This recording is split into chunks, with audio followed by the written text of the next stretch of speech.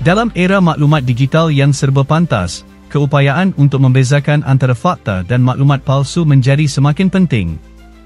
Kini, kecerdasan buatan atau AI dilihat memainkan peranan yang kian signifikan bukan sahaja dalam menyebarkan informasi, tetapi juga dalam memastikan kesahihannya.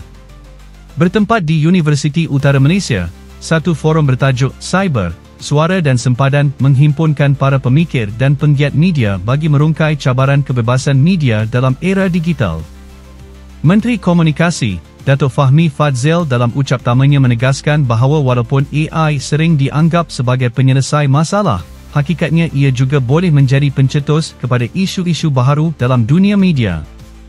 Beliau menyeru agar institusi seperti UUM dan Pusat Pengajian Undang-Undang mempergiat perdebatan ilmiah mengenai peranan AI dalam masyarakat.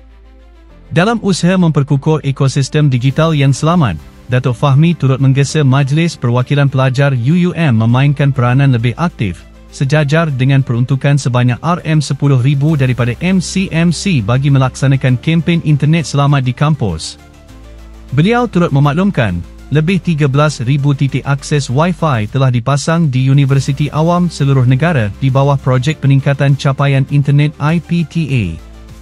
Fasa kedua dijangka siap dalam tempoh 6 minggu, manakala fasa ketiga akan dimulakan tahun ini dengan UUM menjadi antara institusi yang diberi keutamaan.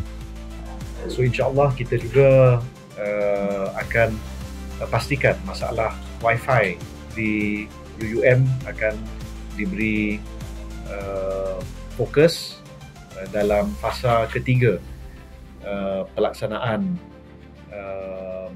pemasangan Wi-Fi di universiti-universiti awam, dan saya telah mendapat pengesahan daripada pihak MCMC bahawa UUM antara tempat utama.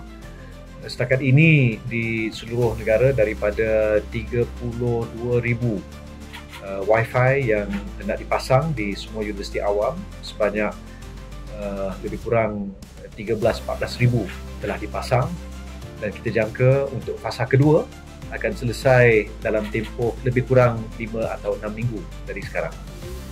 Dalam menghadapi cabaran digital masa kini, kolaborasi antara kerajaan, institusi pendidikan, dan generasi muda menjadi kunci kepada masa depan maklumat yang lebih bertanggungjawab dan inklusif.